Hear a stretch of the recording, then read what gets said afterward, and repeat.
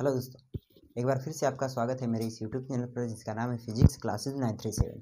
पिछले वीडियो में हम लोगों ने आपको बताया था कि अक्षीय स्थिति और वो भी किसमें, विद्युत द्विध्रुव के अक्षीय स्थिति तथा निरक्षीय स्थिति पर वैद्युत विभव का मान क्या होता है, ये हमने निकाल कर आपको दिखाया था। ठीक है, उसका फॉर्मूला डेरिवेशन किया था। बेसिकली निरक्षीय स्थिति पर वैद्युत विभव 0 आया था वैद्युत द्विध्रुव के कारण, और वैद्युत द्विध्रुव के कारण अक्षीय स्थिति पर जो वैद्युत विभव था वो आया था 1/4πε0 P/r²। ठीक है, आज हम लोग उन्हीं दो फॉर्मूले पर कुछ क्वेश्चन करेंगे। ठीक है, वैसे एक ही क्वेश्चन अगर देखा जाए तो मैंने जो ये क्वेश्चन लिखा है वो दोनों को परिभाषित अच्छे से कर देगा। ठीक है, तो देखें क्वेश्चन, देखिए दो बिंदु आवेश +3 माइक्रोकूलम तथा -3 माइक्रोकूलम, ठीक है, एक दूसरे से अल्प दूरी 2 × 10⁻³ मीटर पर स्थित है, तो ज्ञात कीजिए। अर्थात दो बिंदु आवेश -3 माइक्रोकूलम और +3 माइक्रोकूलम ये है, ये अल्प दूरी 2 × 10⁻³ मीटर, इतनी दूरी पर अल्प दूरी है, ये बहुत पर स्थित है। हम लोग जानते हैं कि ये एक द्विध्रुव का निर्माण कर रहा है, द्विध्रुव का निर्माण कर रहा है। हाँ सर, ये मान लीजिए द्विध्रुव का केंद्र है O। ठीक है, अगर यहाँ से ये L होता था, यहाँ से ये L होता था, तो क्या टोटल को हम लोग बोलते थे 2L।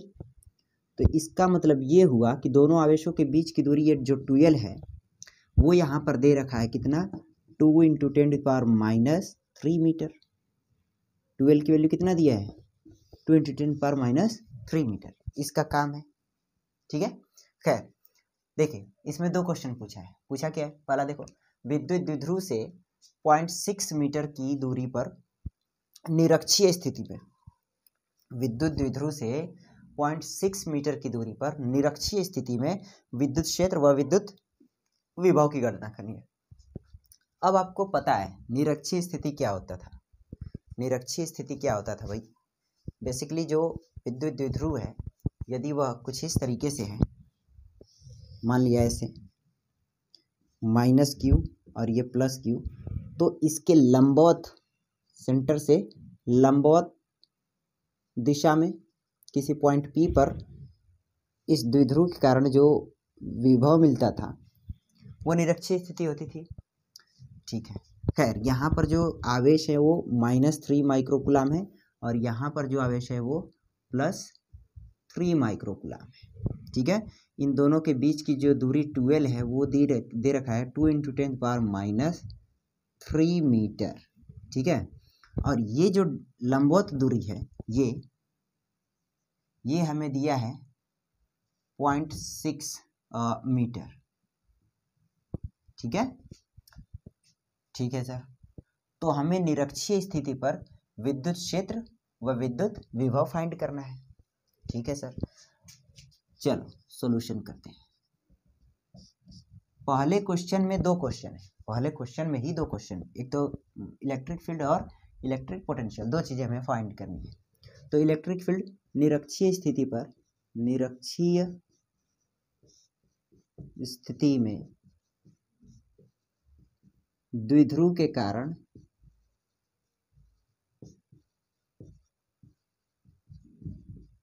वैद्युत क्षेत्र, वैद्युत क्षेत्र इज इक्वल टू क्या, 1/4πε0 P/r³ होगा। माइनस लगा रहता है बेसिकली, ठीक है ना, माइनस, तो वो तो डायरेक्शन पर निर्भर करता है। खैर, अगर इसको वेक्टर फॉर्म में लिखे तो माइनस लगाते हैं, और अगर परिमाण के फॉर्म में लिखे तो कोई दिक्कत नहीं है, 1/4πε0 और ये P/r³, जहाँ P क्या होता है भैया, तो वैद्युत द्विध्रुव है। चलिए इसकी वैल्यू रखते हैं, निरक्षीय स्थिति पर है तो ये आपका वैल्यू हमने रखा E इज इक्वल टू 1/4πε0 की वैल्यू 9 × 10⁻9। ठीक है, 9 × 10⁻9।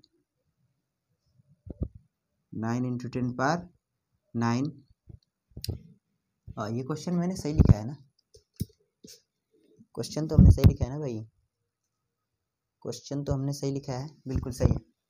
तो 1/4 की वैल्यू होगी 9 × 10⁻9 और p की वैल्यू क्या होती है भाई, यहाँ पर देखो p बराबर क्या होता है 12 × q, 12 × q। तो 2l की वैल्यू हमें दे रखा है 2 × 10⁻3, 2 × 10⁻3 और q आवेश कितना है भाई, कोई भी दोनों में से किसी एक आवेश का परिमाण ले लो। तो 3 और ये माइक्रो कुलाम में है, कुलाम में बदलोगे तो -6 ऐसे, ठीक है। और उनके बीच की जो लंबवत दूरी है, उनके बीच की जो लंबवत दूरी है वो दे रखी है 0.6, ठीक है 0.6। तो 0.6 × 0.6 ऐसे आप लिख सकते हो। अच्छा, अगर ध्यान से देखें तो 1 2 और ये 3 0 ऊपर ले लेते हैं अपन, 10⁻³ ऐसे कर लेते हैं, ठीक है। अब 3 2 जा 6 और 2 1 जा 2, 3 3 जा 9, 3 2 जा 6, 3 1 जा 3, 3 2 जा 6 ऐसे हो गया। अब ऊपर क्या बचा, E = मिला हमें -6 और ये -3, कितना हो गया 9 और ये 9, काम खत्म हो गया उसका। तो ऊपर बचा 1000/4, ठीक है। अगर ध्यान से देखा जाए तो 4 2 जा 8 और 4 5 जा 20, तो इतना कोई छूटा तो नहीं भाई साहब, सब सही है ना, सब ठीक ही लग रहा है। तो इतना क्या हो जाएगा Nm/m। अच्छा, E = क्या, F/Q होता है, तो न्यूटन पर कूलाम हो जाएगा, न्यूटन पर कूलाम। E = 250 न्यूटन पर कूलाम। ये आपका इलेक्ट्रिक फील्ड हो गया किस पर, निरक्षीय स्थिति पर, ठीक है। एक बार आंसर मैच कर लिया जाए, हाँ ठीक है, ठीक है। अब ये हमने निकाला क्या, निरक्षीय स्थिति पर इलेक्ट्रिक फील्ड 250 आया न्यूटन पर कूलाम, ठीक है, इतना इलेक्ट्रिक फील्ड आया। अब निरक्षीय स्थिति पर वैद्युत विभव क्या आएगा, वो आपको पता है, मैंने कल बताया था, क्या होता है निरक्षीय स्थिति पर वैद्युत विभव का मान क्या होता है 0, निरक्षीय स्थिति पर वैद्युत विभव 0 होता है। तो इसका आंसर तो आप क्या डायरेक्ट बोल दोगे, विभव 0 होगा, ठीक है। और वो कैसे आया आप प्रूफ कर सकते हो, पिछले वीडियो में आप देख सकते हो, ठीक है ना। अच्छा, अब दूसरा क्वेश्चन पर आइए, थोड़ा सा इसमें ध्यान दीजिएगा, ठीक है। ये जो द्विध्रुव है, वही जो अभी अभी हमने सॉल्व किया, उसी द्विध्रुव की बात हो रही है, ठीक है, ध्यान से समझिएगा। ये जो वैद्युत द्विध्रुव है, जरा फिर से मैं इसको बना दूं, वही है, मैंने बदला नहीं है, ठीक है ना। -3 माइक्रो कूलाम और ये +3 माइक्रो कूलाम, ठीक है। ये दोनों एक दूसरे से 2 × 10⁻³ मीटर की डिस्टेंस पर रखे हुए हैं। कह रहा है ये जो द्विध्रुव है, इसी को हम लोग क्या करते हैं 90 डिग्री घुमा दे रहे हैं। जैसे इस बार यहाँ पर हमें पॉइंट को फाइंड करना था ना, इसको हमने ऐसे 90 डिग्री घुमा दिया, ठीक है। यहाँ पर अगर देखा जाए तो ये इस तरीके से कर दिया, 3 माइक्रो कूलाम और ये +3 माइक्रो कूलाम ऐसे कर दिया, इसका सेंटर ये हो गया, ठीक है ना, इसका सेंटर ये हो गया। अब पॉइंट वही है, तो पॉइंट किधर आया, इधर आया कहीं, ठीक है। पॉइंट कहाँ आया, ये बेसिकली हमने ऐसे घुमाया ना, ऐसे 90 डिग्री, ऐसे ऐसे। तो ये मैं इधर इसको लिख रहा हूँ +3 माइक्रो कूलाम और इधर लिख रहा हूँ -3 माइक्रो कूलाम। तो पॉइंट तो वही है, पॉइंट तो कहीं गया नहीं है, इसी को हमने क्या किया, ऐसे घुमा दिया, ऐसे है ना, ऐसे लेकर ऐसे घुमा दिया। तो अब पॉइंट किधर पड़ रहा है, ध्यान से देखें, तो जब द्विध्रुव ऐसे होता है और इस लाइन के अलोंग हम लोग फाइंड करते हैं, तो यही तो अक्षीय स्थिति होती थी, याद करें आप, ये अक्षीय स्थिति होती थी और ये इसके लंबवत निरक्षीय स्थिति होता था। तो इसका सेंटर ये रहा, इसका वो पॉइंट अब इसके अलोंग हो गया ये, हाँ, मतलब कि अब जो बोल रहा है वो उसके अक्षीय स्थिति पर वैद्युत क्षेत्र व वैद्युत विभव फाइंड करने को हमें बोल रहा है, ये आपको समझना होगा, ठीक है। अच्छा, आशा करता हूँ आप लोग इस बात को समझे होंगे कि ये एक्चुअली में बोल क्या रहा है, इसने कुछ इस तरीके से काम किया है कि +3 माइक्रोकुलाम और ये -3 माइक्रोकुलाम, ये उस वैद्युत द्विध्रुव का सेंटर है और वो पॉइंट यहाँ पर कोई है, ठीक है ना, पॉइंट P ऐसे। अब ये दोनों आवेश एक दूसरे से 2 × 10⁻³ मीटर की डिस्टेंस पर हैं, ठीक है। और ये जो पॉइंट है वो अभी भी इस सेंटर से, द्विध्रुव के सेंटर से कितनी डिस्टेंस पर है, 0.6 मीटर, 0.6 मीटर, ठीक है। तो हमें इलेक्ट्रिक फील्ड व इलेक्ट्रिक पोटेंशियल फाइंड करना है। तो अब क्योंकि ये अक्षीय स्थिति में हो गया है तो सॉल्यूशन करते हैं भैया। अब सॉल्यूशन करते हैं तो हम जानते हैं कि द्विध्रुव के अक्षीय स्थिति पर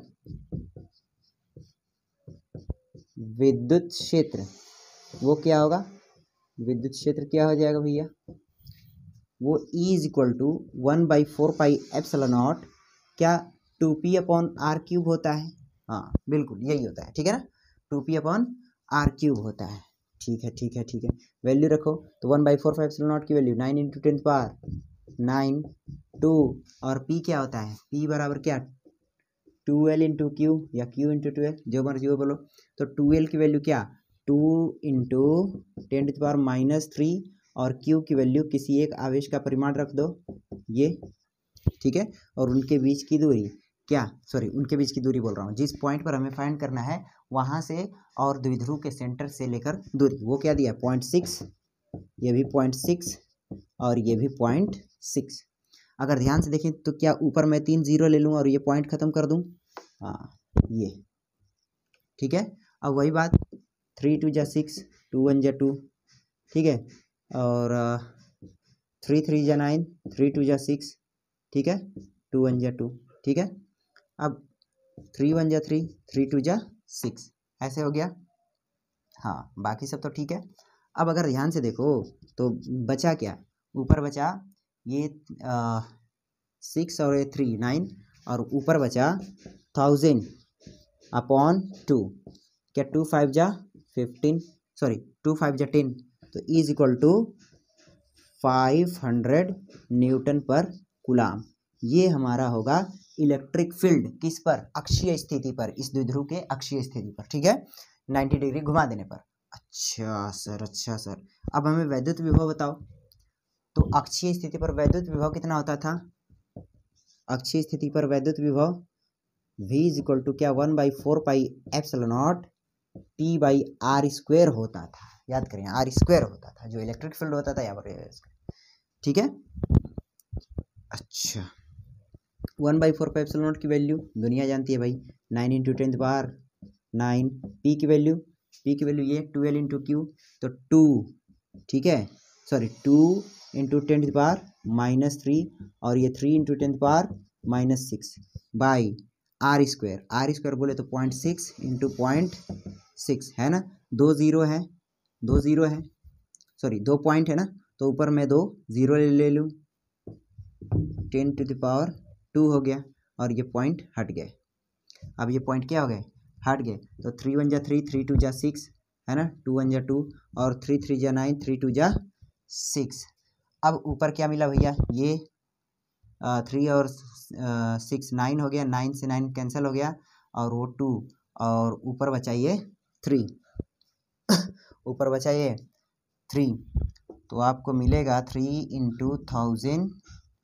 1000/2, 2 5 = 10, ठीक है ना, 5 3 = 15, तो V = 1500, ये क्या हो जाएगा वोल्ट, ठीक है। तो ये आपका होगा क्या, वैद्युत विभव अक्षीय स्थिति पर। तो इस तरीके से ये क्वेश्चन सॉल्व होता है, ठीक है। और अक्षीय स्थिति और निरक्षीय स्थिति दोनों प्रकार के इस एक ही क्वेश्चन में हम लोग को उसको समझ लिया, ठीक है ना। तो अब हम लोग बात करते हैं विभव प्रवणता क्या होता है, ठीक। देखो विभव प्रवणता क्या होता है, तो देखो सबसे पहले मैं इसको लिखता हूँ, उसके बाद हम लोग समझते हैं विभव प्रवणता। विभव प्रवणता ये हो गया पोटेंशियल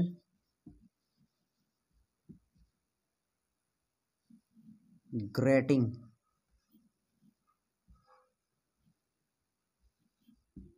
ग्रेटिंग में बोल रहा हूँ यार, ग्रेडियंट है ना, विभव प्रवणता पोटेंशियल ग्रेडियंट।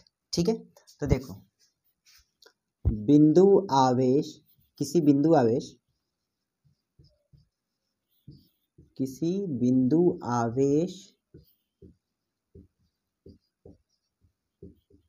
के कारण विद्युत क्षेत्र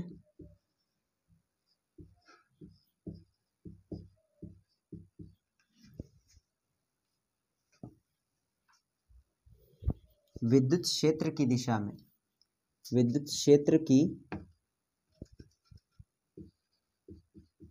दिशा में दूरी परिवर्तन के सापेक्ष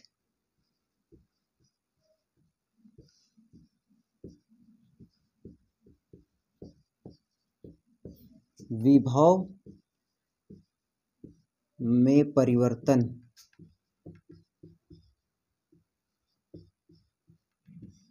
की दर को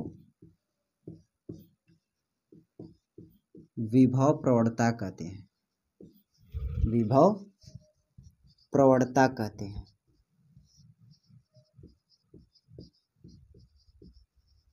ठीक है, अच्छा जैसे मान लीजिए ये कोई आवेश है,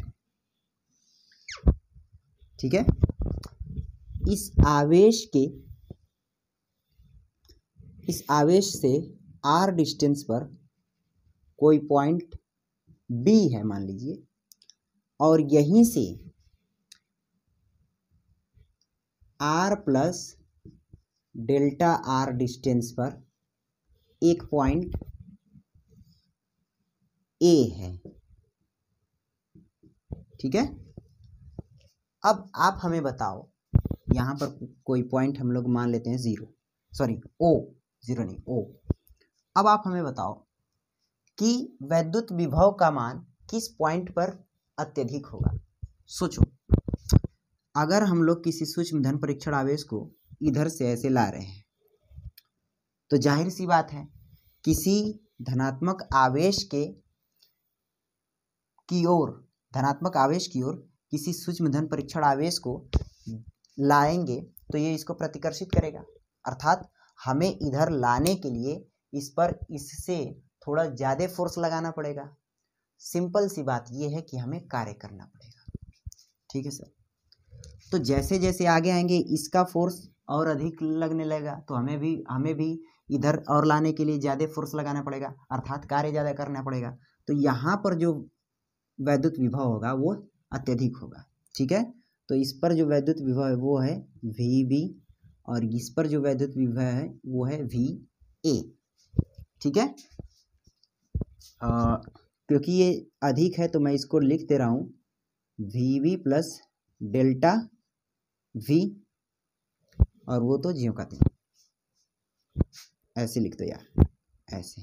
ठीक है ना, ये V प्लस डेल्टा V और इस पर है V। क्लियर है? अच्छा, तब विभव प्रवणता बराबर AB के मध्य विभव बटा विभव में परिवर्तन, AB के मध्य विभव में परिवर्तन बटा दूरी में परिवर्तन। ठीक है, तो AB के मध्य विभव क्या है? अंतिम विभव माइनस प्रारंभिक विभव, सॉरी अंतिम विभव ये होगा ना, क्योंकि हम लोग इसको इधर से ला रहे हैं। ठीक है, ठीक है क्या? एक बार रुक जाओ, ये इस पर इलेक्ट्रिक फील्ड लग रहा होगा इधर की ओर ऐसे, is equal to Q into E, ठीक है, क्यू इंटू ई और Q into E, sorry force है ये, फोर्स, तो फोर्स की डायरेक्शन में ही तो इलेक्ट्रिक फील्ड लगता है ना, तो इलेक्ट्रिक फील्ड इधर, तो इलेक्ट्रिक फील्ड भाई साहब इधर लग रहा है और हमारा इलेक्ट्रिक पोटेंशियल ये है और ये है, ठीक है। तो देखो अधिक विभव कौन है, ये है, तो V plus delta V minus V, ठीक है ना, हो अंतिम विभव माइनस प्रारंभिक विभव, V plus delta V minus V upon R plus delta R minus R, ठीक है।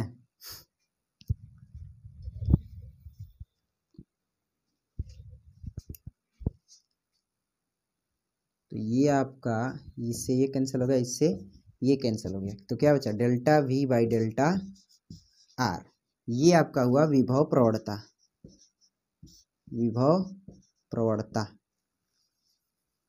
विभव प्रवणता delta V by delta R, या इसको हम लोग ऐसे भी लिख सकते हैं dV अपॉन dr, दूरी के साथ विभव में परिवर्तन ही विभव प्रवणता कहलाता है, ठीक है। अब हम लोग आगे बढ़ते हैं और देखते हैं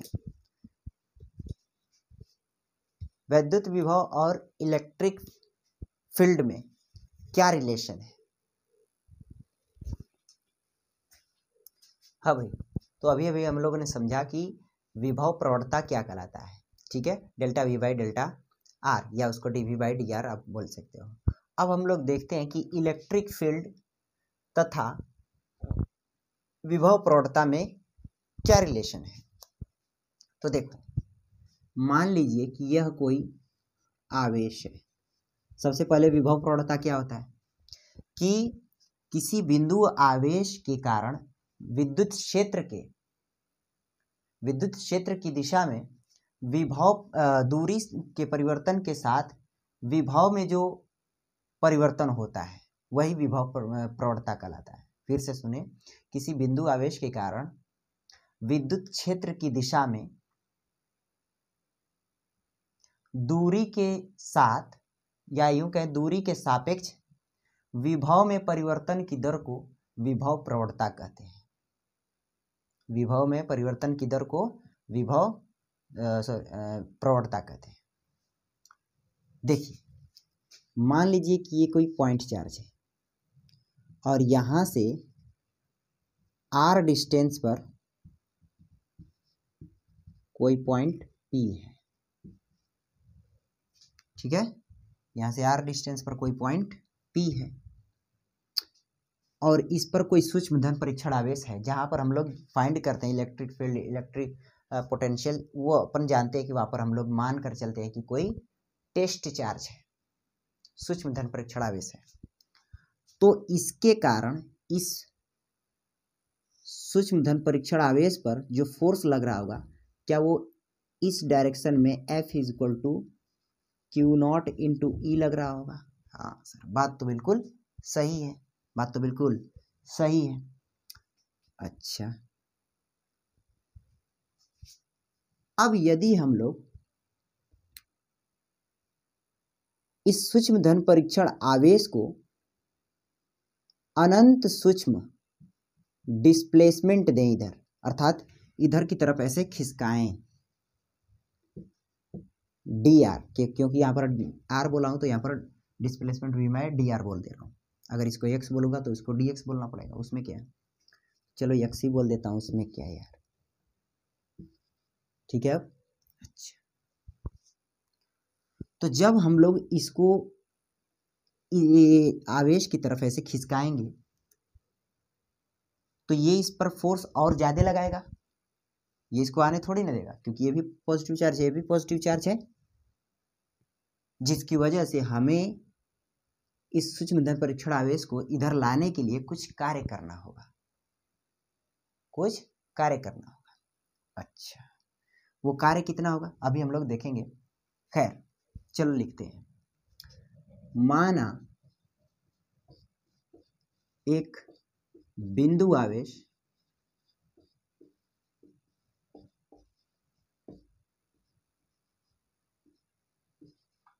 प्लस क्यू से प्लस क्यू के क्षेत्र में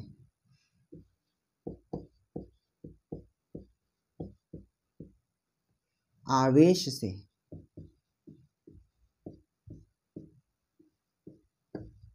x दूरी पर एक बिंदु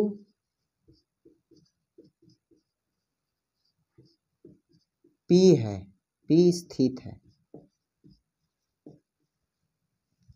बिंदु P स्थित है, ठीक है, जहां सूक्ष्म धन परीक्षण आवेश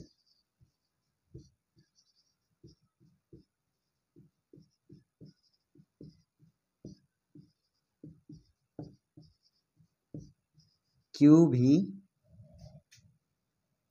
Q नॉट पर लगने वाला वैद्युत बल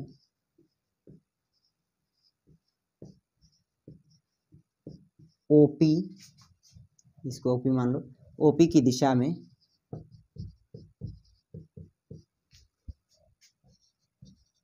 बाहर की ओर F equal to Q naught into E है, या यूं कहें कि कार्यरत है, अर्थात लग रहा है, ठीक है। हमने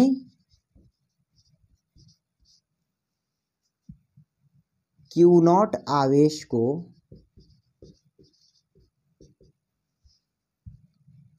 सूक्ष्म डिस्प्लेसमेंट, सूक्ष्म विस्थापित dx किया, तब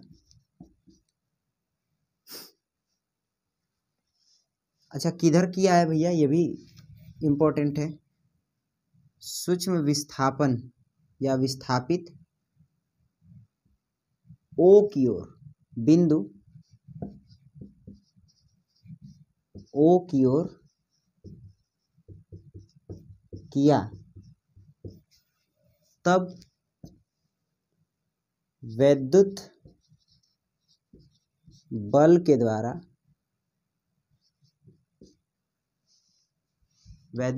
द्वारा किया गया कार्य,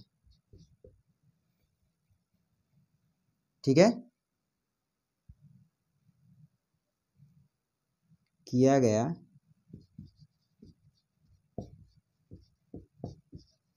कार्य,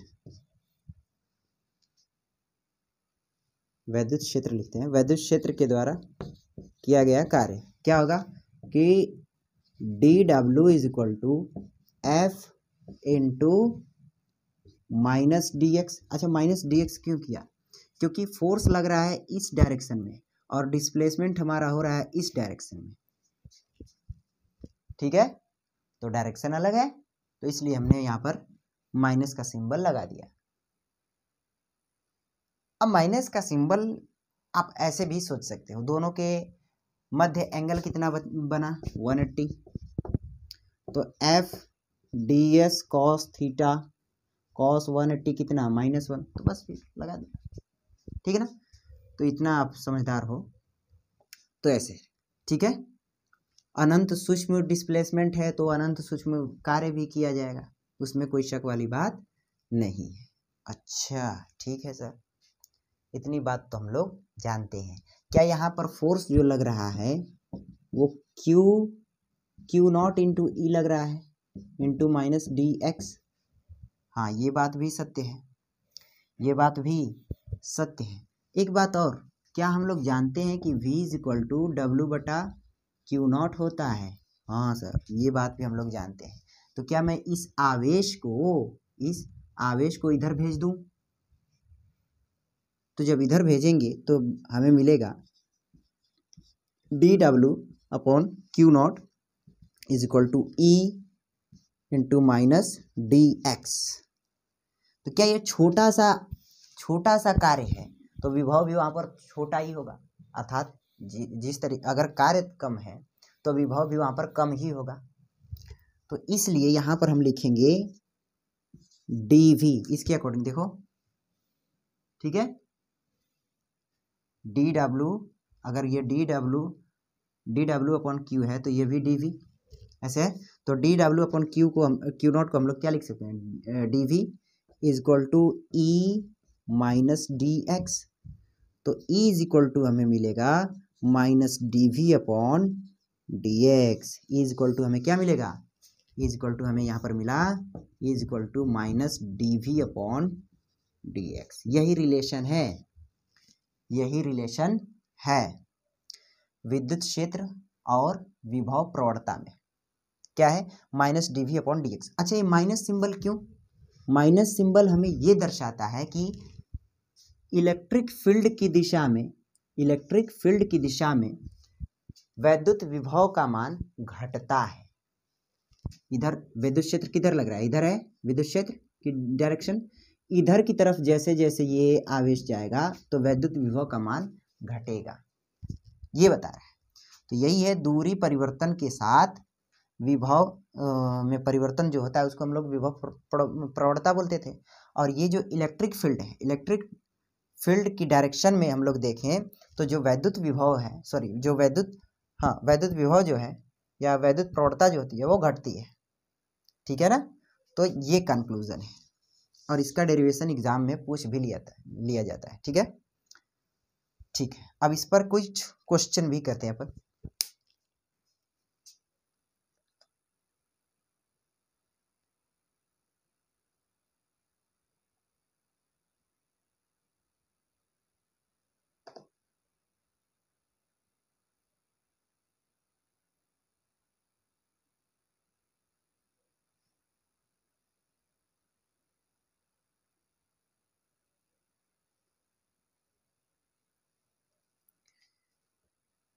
देखो,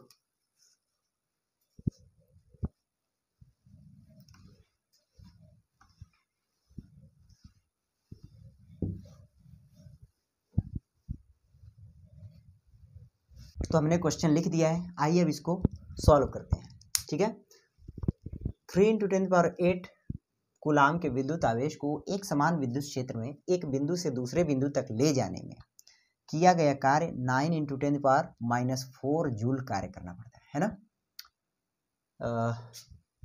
ले जाने में इतना ही होगा, ले जाने में 9 × 10⁻⁴ जूल कार्य करना पड़ता है। यदि इन बिंदुओं के बीच की दूरी 12 सेंटीमीटर हो तो विद्युत क्षेत्र की तीव्रता ज्ञात कीजिए। मतलब कि क्या कह रहा है कि कोई आवेश है Q, इसके क्षेत्र में दो बिंदु हैं, बिंदु A और ये बिंदु B। बिंदु A से बिंदु B तक ले जाने में वाहकर्ता द्वारा या विद्युत क्षेत्र के द्वारा जो कार्य किया जाता है, यूँ बोले विद्युत क्षेत्र ही है, वो है W is equal to 9 × 10⁻⁴ joule, ठीक है। इतना कार्य करना पड़ता है यहाँ से यहाँ तक ले जाने में। अगर इसका विभव VA माने और इसका विभव VB माने, ठीक है ना। तो अच्छा, इन दोनों बिंदुओं के बीच की जो दूरी हमें दे रखा है वो दे रखा है 12 सेंटीमीटर। सेंटीमीटर को मीटर में कन्वर्ट करेंगे -2 मीटर हो जाएगा। तो उनके मध्य इलेक्ट्रिक फील्ड फाइंड करो, ये हमें बताना है। तो हम जानते हैं हल, क्या जानते हैं भैया, सबसे पहले जो हमें दिया है वो लिख लो भाई। आवेश Q is equal to 3 × 10⁸ coulomb और वर्क दिया है हमें 9 × 10⁻⁴ और R आर किसके मध्य, ए बी, और ये भी ए बी आप लिख सकते हो। ए बी के मध्य जो डिस्टेंस है वो 12 इंटू 10⁻², मीटर दिया है। ठीक है, तो उनके मध्य हमें क्या फाइंड करना है, इलेक्ट्रिक फील्ड। हम जानते हैं इलेक्ट्रिक फील्ड और विभव के मध्य जो क्या कहते हैं, विभव के मध्य जो रिलेशन है वो क्या होता है, E is equal to minus D V upon D X, minus D V upon D X. ठीक है, खैर विभव V इज इक्वल टू क्या, W upon Q, W upon Q zero, या क्यू ही बोलो यहाँ पर। तो V is equal to W, work कितना 9 इंटू 10⁻⁴, और यहाँ पर Q की वैल्यू कितना 3 इंटू 10⁸, 3 3 जा 9। ठीक है, और ये ऊपर गया तो V इज इक्वल टू मिला 3 इंटू 10⁻12, इतना वोल्ट है, इतना वोल्ट है। तो ये विभव में परिवर्तन ही तो दिया है, यहाँ पर विभव में परिवर्तन तो ये है।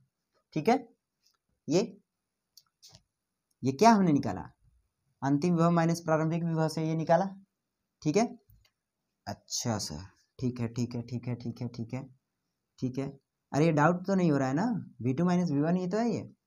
अच्छा, तो E is equal to minus का V की वैल्यू रखो 3 इंटू 10⁻12 अपॉन ये dx क्या है, ये इसके मध्य की डिस्टेंस है, तो 12 इंटू 10⁻², तो 3 1 जा 3, 3 4 जा 12।